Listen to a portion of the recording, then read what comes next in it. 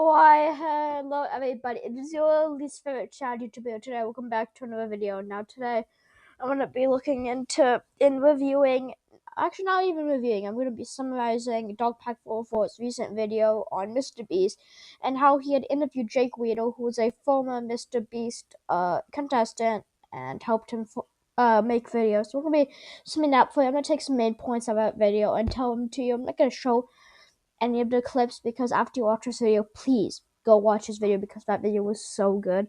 I actually binge watched it until like midnight. I had like no sleep, but it was really good. So after you watch this video, if you want some more detail, please go watch it. It was really well made. So the first main point I talk about is how when they give Mrbeast is always looking for an idea. Like he's always wanting to use people for his own advantage. Like giving them $10,000 like a homeless person.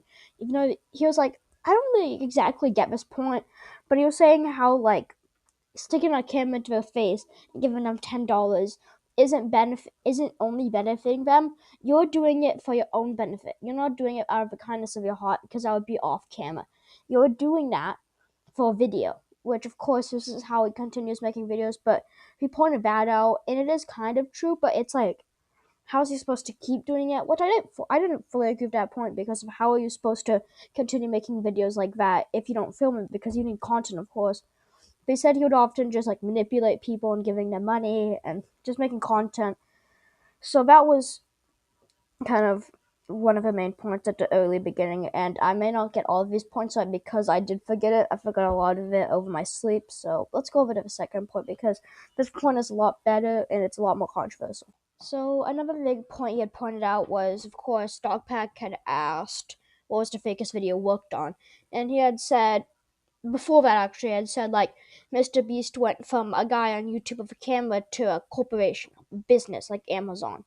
And he was there when it started to become faker because all of this real before that, everything that was before the fake era was completely real. Most of the stuff he worked on was real, but the only thing that was fake was when he did a video he had he faked a meteor crashing into their cars, and him and Marcus had it happen, and Marcus thought it was completely legitimate and was calling his mom, and they were freaking out because they didn't have money to pay for it and they didn't have insurance on it.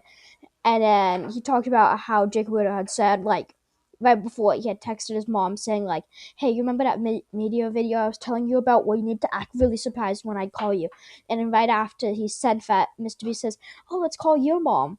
And he talks to him and he says, that woman deserves an Oscar at that point, which she was saying, like, they're on vacation, what are they supposed to do? And after that, they went to go buy a car. And Mrbeast was like, you gotta buy something big, you gotta buy something flashy.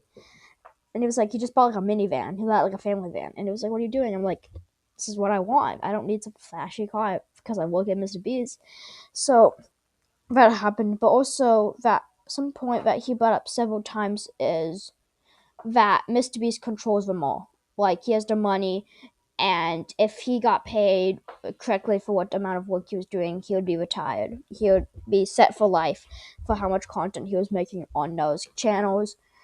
And a minor point that he had made later in the video was that, so him and he was working with a black guy, right? And they were both doing writing and scripting for the channel. And the guy wasn't being paid as much. The other guy wasn't being paid as much as Jake Weedle, which he thought was unfair because they were doing the same work, and the other guy had a kid too. So he walks up to him and says, "Hey, I'm gonna ask them if you can get a raise because you're doing the same amount of work and you have a kid to feed." And he says, "Oh no, I just want to work. I don't want to get in any trouble." And he's like, "Trust me, I'll be fine." And then he goes up and asks, "Hey, can I get paid something like?" And I give him he said an XYZ amount, and they paid him, and then he left. Right? And it was like, he was over the moon. Jake Widow was over the moon, but the other guy was absolutely devastated. Like, he got paid, but it was, like, he was devastated that he lost his job there, but he, left. And he had said, he was, crying, because he was very emotional, and I feel very bad for him. He said, he wouldn't have done it if he knew he was going to get fired, too. Like, we both got fired, which was really sad, but they said he's doing fine, and it's good that he got out of it before all this happens. So, yeah, that he said he felt really bad for the guy, and it was really sad to watch because he was really upset about it. He was very emotional, and you can just tell he's not well from it. And so the biggest point he had talked about was if any of you guys remember when Mr. Beast made a video, 100 days, survive 100 days in solitary confinement or something, and you get like paid 10K per day, but you have to like slowly give up items every day. And that video got very controversial, and a lot of stuff happened because, of course, people thought that wasn't right. And Jake Willard said that was the first attempt. He was the first attempt, and that the machines were just awful. Like, you came in there and the hot tub wasn't connected, so after like 2 or 3 days it would stink, and the hot tub wasn't hot. It was like lukewarm at best, he had said, which he shouldn't be complaining about the most. And there was also an ice cream machine. Ice cream machine didn't work very well. It had 2 modes, on and off. The place reeked of milky mildew and just smelled awful, and the on one was just like, it was just awful to hear. So that happened, and it was just so bad. And when I got told about to watch this video, my friend Zach, I mentioned in my former video, told me to watch it because apparently Mr. Beast committed a war crime. And I was like, heck, how? And he was like, he didn't know he was doing it, but technically he committed a war crime. And Jake Woodard said that so they wouldn't turn off the lights, 24/7 lights on him, because they didn't want to ruin the time lapses. And you can't even do that to prisoners of war. You have to give them hours where there's no light and they can sleep. Like, so technically, I'd committed a war crime, but it was, of course, he's being paid. And, of course, people say, no, you can leave at any time. And it was like, no, I couldn't. They needed 25 to 30 days of footage, or this video wouldn't be good. And, like, he couldn't leave. Like, he wanted to leave several times before that. And they said, no, you can't leave. You need footage, right?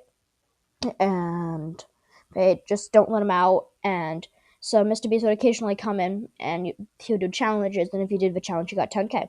First challenge was he had to solve a Rubik's Cube. And he said, no, I'm not doing that. And there was a few other challenges. And then this next one was you have to run a marathon. And he had a treadmill in there. And he was like, I don't think I can do it. Like, people train years to run a marathon, and they're prepared and they're healthy. And he was in like the worst state he had ever been in, and he had done not a single training. He doesn't do running. But he was like basically not exactly forced, but like pressure pushed into doing it. And he had massive blisters on his feet, and he couldn't walk for several days. They had like people come in and ice it, and didn't do the challenge because, of course, he could barely run. He was like, he couldn't do anything. He was very tired, just felt awful.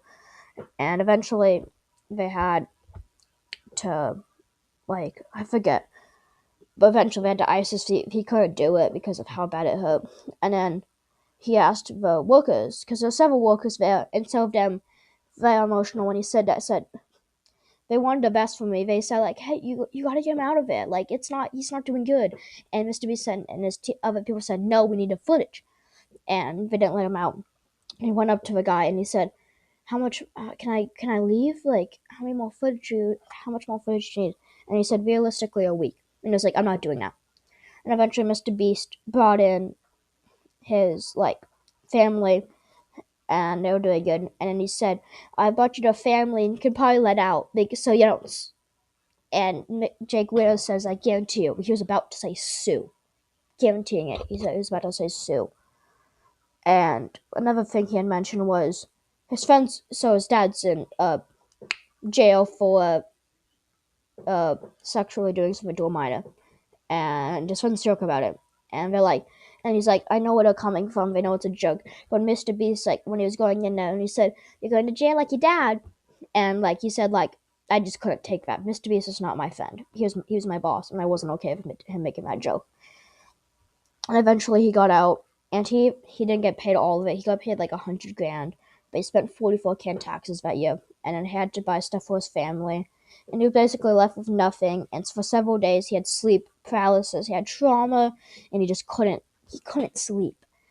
Like, it was crazy. But the final point I was gonna say is, so is this manager, the former manager before the guy that you saw was saying about how he was gambling, and this guy, the manager's name, he was a registered sex offender, and they called him Delaware because he was banned in Delaware. He couldn't go to Delaware, and he was a manager there, and everyone called him Delaware. And he said, like, there was a chance that Mr. Beast and his team knew that he didn't know that he was an offender, but the chances of it are so minuscule, it's actually insane. So basically, they were like, sure. And you can see him in several videos, he would wear like a black and white mask. And they were saying, like, why would you need to wear a mask? Because if they found his face, they could find him up on the search page.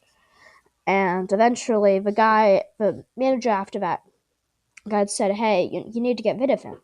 Like, this isn't okay. There's young, impressionable children on his channel, and we can't let him be there. And eventually, not very willingly, Mrbeast let him go. And then that guy came in and did his job, but then he got fired because he told Mrbeast they couldn't promote a gambling website.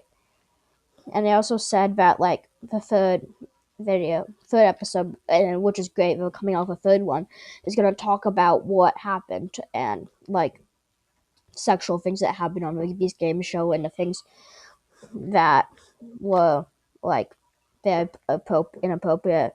And I'll end off with this little video from the start of the video.